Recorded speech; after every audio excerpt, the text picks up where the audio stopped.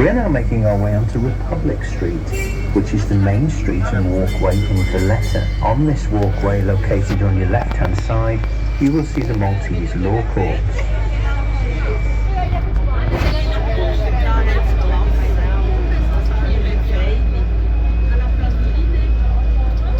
On your right-hand side, you will see the entrance to St. John's Co-Cathedral.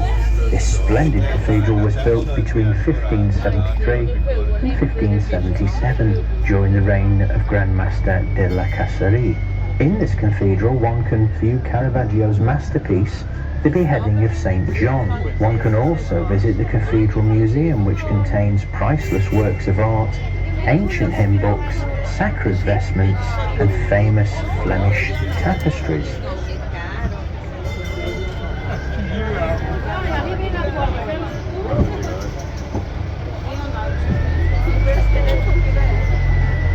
The city of Valletta was almost complete by the early 1570s, and it became the capital in 1571, when the Grand Master moved from his seat at Fort St. Angelo in Victorioso to the Grand Master's Palace in Valletta. Eventually, building projects in Valletta resumed under British rule. These projects included widening gates, demolishing and rebuilding structures, widening roads, and building newer houses. The Malta Railway linked Valletta from the city of Mdina from 1883 to 1931.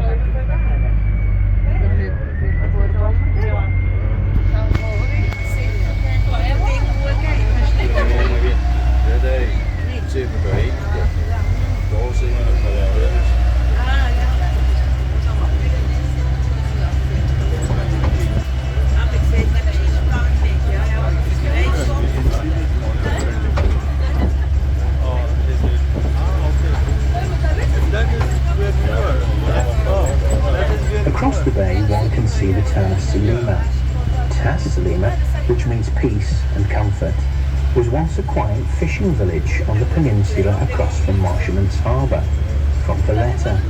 Today the town of Salima is known for many shops, restaurants and cafe outlets. Salima is also a commercial and residential area and houses several high-quality 4- and 5-star hotels. Salima also has an impressive seaside promenade, which is very popular to walk along during the summer months. One can also catch the local ferry service, Valletta Ferries, which operates directly from Valletta water polo pitch to the Salima Strand jetty.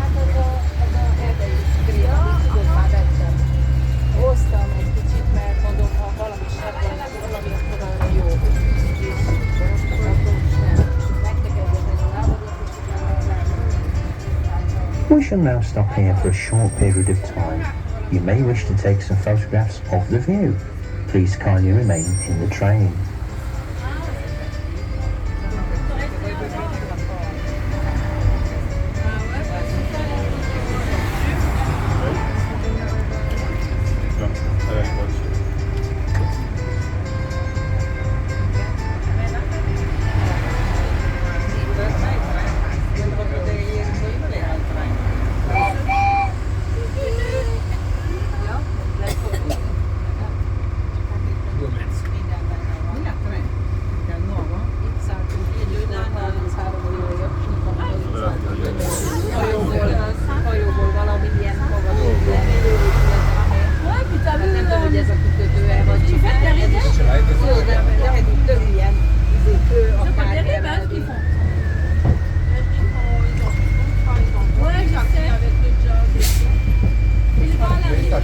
If you look to your right now, you will see a large old palazzo which is called a Broche de Bavière. The building was built in 1696. It was used by the British military in the 19th and 20th centuries during the Second World War. It was used as a hostel for homeless people during the bombing campaign of World War II. The building is currently used as the offices for the Land Authority Department.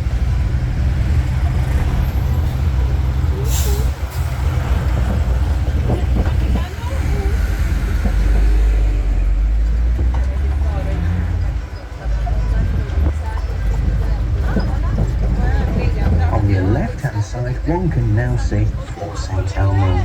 The historic Fort St. Elmo stands proudly at the extreme end of the Valletta Peninsula. Late in the 15th century, when the island was under Aragonese domination, a modest fort was built. When the Knights of St. John decided to settle in Malta in 1530, they immediately thought of strengthening and extending the existing fortress. It was only after a devastating Turkish raid in 1552 that the fortress was then rebuilt and new defences were added. The new plan of the Great Fortress was designed in the shape of a star. 4 towers stand on the angle spots to control the entrance to the 2 harbours either side of the fortification. New semi-constructed walls enclosed the perimeter of the fortress. These were once again soon to be put to the test when they came under the harsh onslaught of the Turkish forces during the Great Siege of 1565. The National War Museum is located in Fort St. Elmo in the building known as the Old Rail Hall. The museum's collection on display focuses on the 2 world wars, 1914 to 1918 and 1939 to 1945. Shortly on your left-hand side, you will see the large granary stones resting on the paving stones in the front of the entrance to Fort St. Elmo. The granary stones underneath contained large pits dug out in the ground, which provided storage underground within the fortification in case of a siege.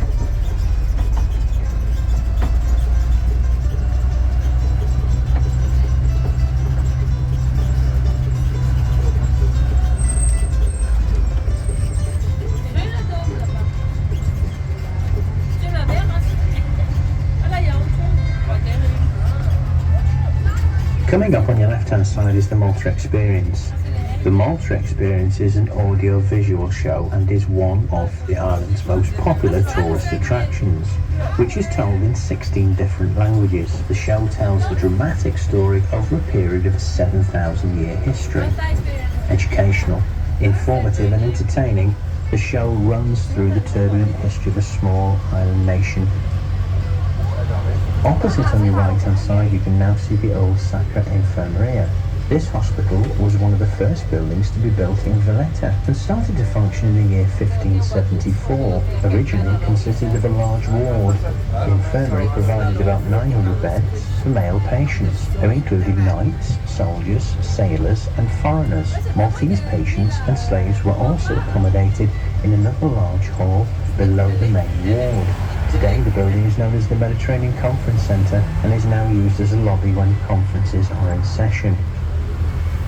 On your left-hand side you can now see the Siege Bell War Memorial. This memorial commemorates the victory of the Allied forces during the Siege of Malta from 1940 to 1943. Almost 1,500 civilians died during the Second Siege of Malta. The monument was designed by the British sculptor Michael Sendall to commemorate the 50th anniversary of the presentation of the George Cross awarded to the Maltese Islands.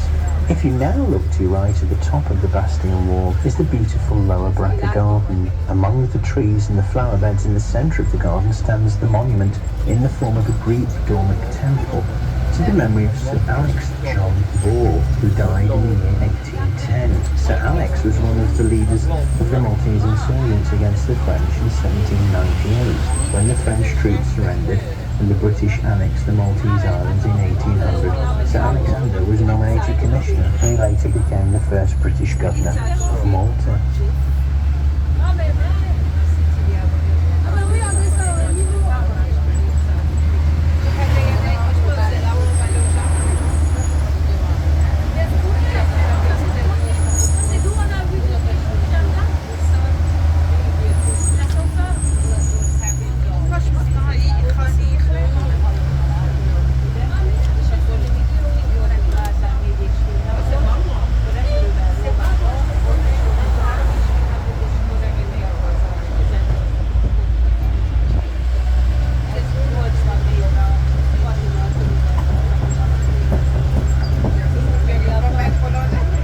On your left across the bay are the famous three cities, Victoriosa, Cospicua and Sangria. The three cities offer an intriguing insight into Malta and its history. Left largely unvisited, these cities are a slice of authentic life as well as a glimpse into Malta's maritime fortunes.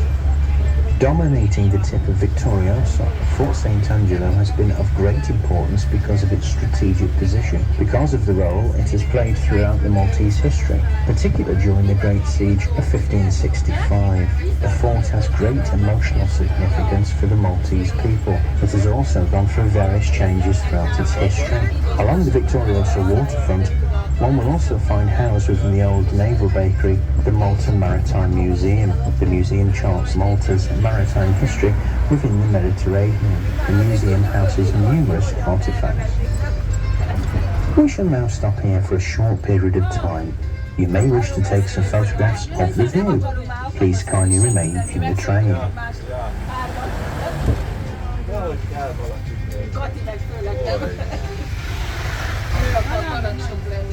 Mert hogy az a jó, amit ő mond. Már mindenkinek minden az a jó, amit ön akar. Hát én elhiszem. Csak olyat tudnék, amit tudom, hogy ő is van ezt a... Nagyon lehet. És olyan egyébként. Legalább valagára. Après, si je me dis que ça fait trop.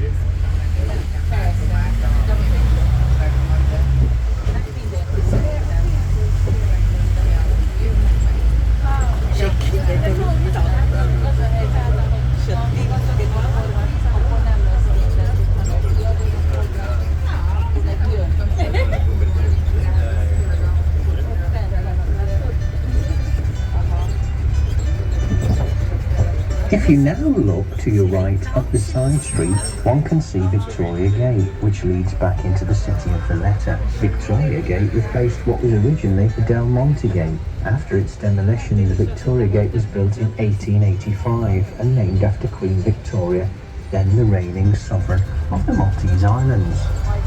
As we now make our way through the tunnel, you will see on the right-hand side the entrance of the Upper Baraka lift.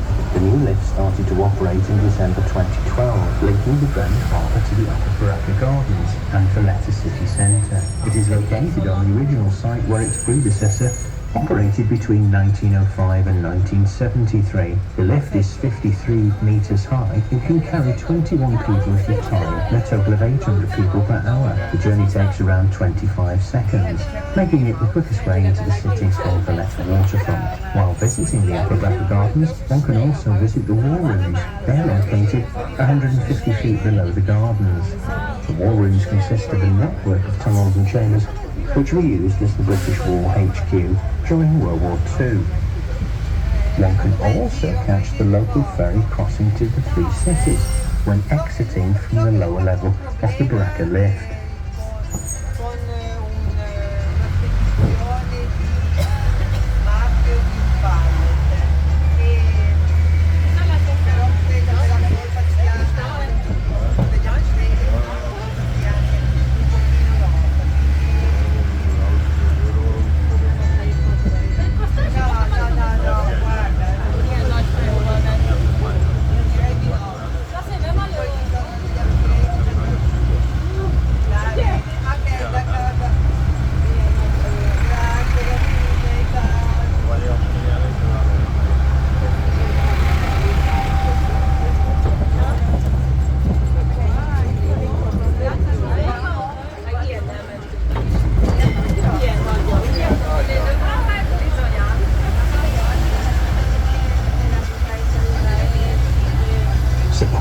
Hospital, formerly known as King George V Hospital, is not only a military building, but it was initially opened in 1922 as a memorial to the men of the Merchant Navy who died in World War I. Parts of the hospital were damaged in World War II and then rebuilt in 1948 under the premiership of Sir Paul Boffa. The hospital was renamed Sir Paul Boffa in 1976. The hospital has a beautiful stained glass window and also a decorative stone located above the main door entrance, which was originally from the Houses of Parliament in London, Great Britain.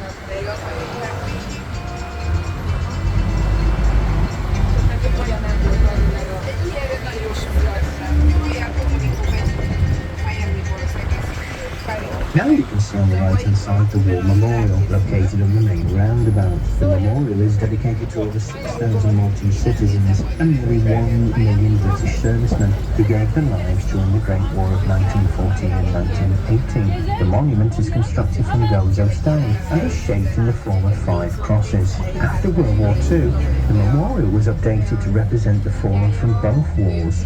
If you look to your left now, you will see the entrance to Foliana Mall. Here one can see the granary stones once again resting on the stone slabs, and also a bronze statue to mark and commemorate the 21st of September 1964 as the day of Malta's independence from British rule.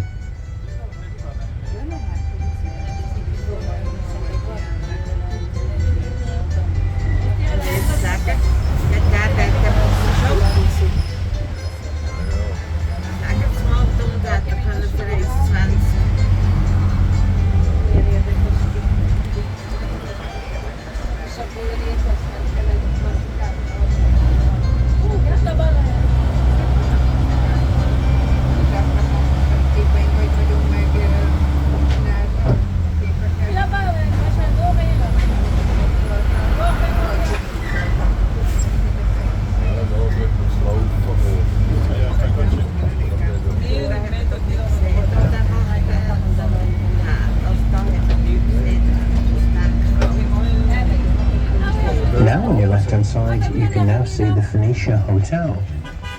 This beautiful hotel was constructed in the 1930s. It was designed in the style of Art Deco and is still regarded today as one of the top 5 hotels in Malta.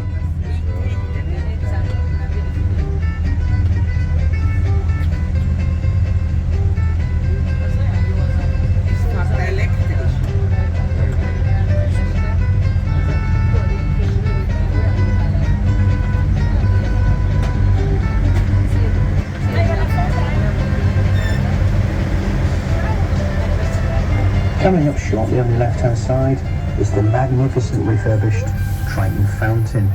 The fountain originally became operational on the 16th of May 1959. However, the fountain deteriorated over subsequent decades, and then in early 2017, the fountain was dismantled and carefully restored to its original condition in time for Malta to celebrate Valletta 2018 European Capital of Culture.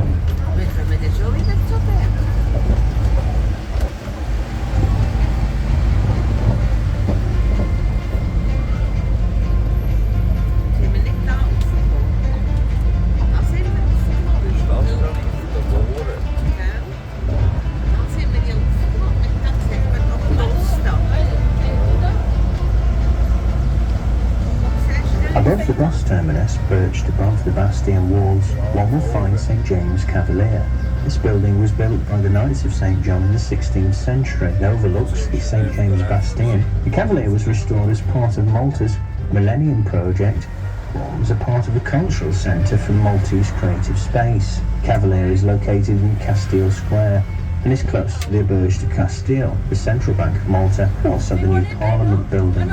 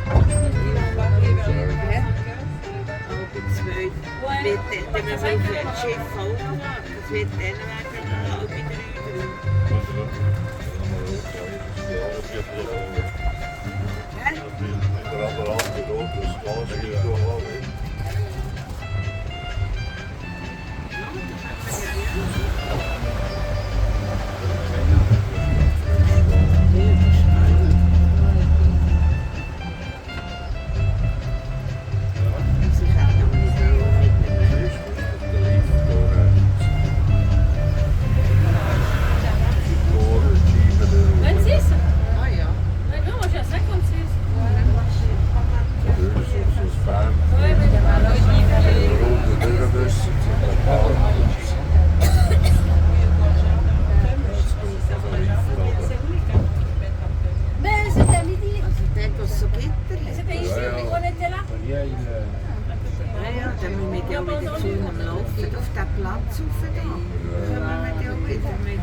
entendu ça dire, je crois que c'est juste quand on était dans l'église. Nach dem Plan Je crois qu'il y a midi, hein. On a fait bouger le bien.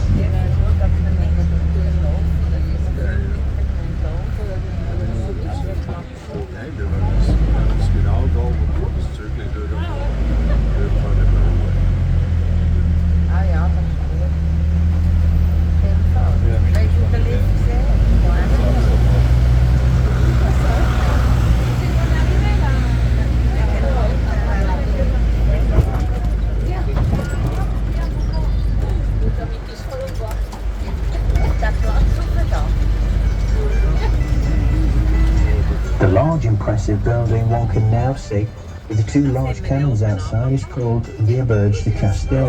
The building was originally constructed between 1571 and 1574 during the reign of Grand Master Manuel Pinto de Fonseca and designed in the style of Baroque by the Maltese architect Andrea Belli. Coats of arms of Castile, Leon, Portugal, along with Pinto's personal coat of arms, is on the facade of the building, making it truly spectacular to view.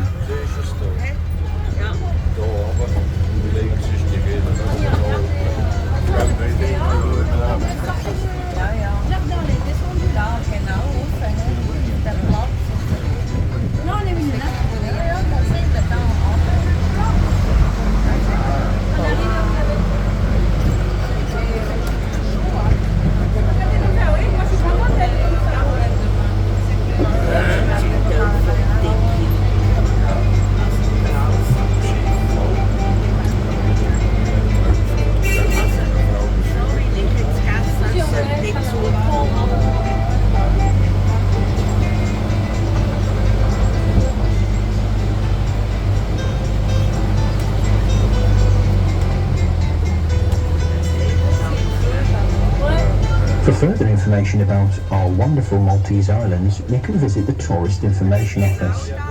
The Information Office offers many free brochures and pamphlets available in many languages. Please ask our driver for directions. Sadly, we're now nearing the end of our train ride around the city of Valletta. Please kindly remain seated in the train until the train is stationary. We'd like to remind you not to leave any valuable items behind when you leave the train. However, if you'd like to leave a small tip for our driver, it would be much appreciated. If you've enjoyed your train adventure today, please visit our Facebook page and give it the thumbs up, or you can visit our TripAdvisor page. We'd like to thank you for joining our train ride today. Enjoy the rest of your holiday here on our wonderful Maltese islands. See you again soon.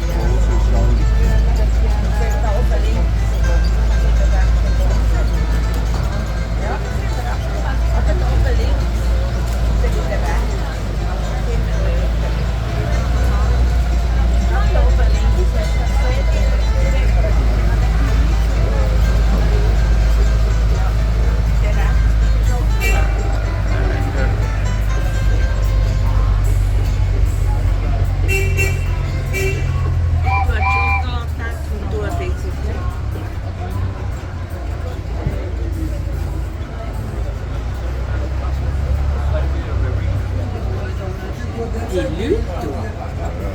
Ausverteilt viel, jetzt MSC. Sì, mi avete dato?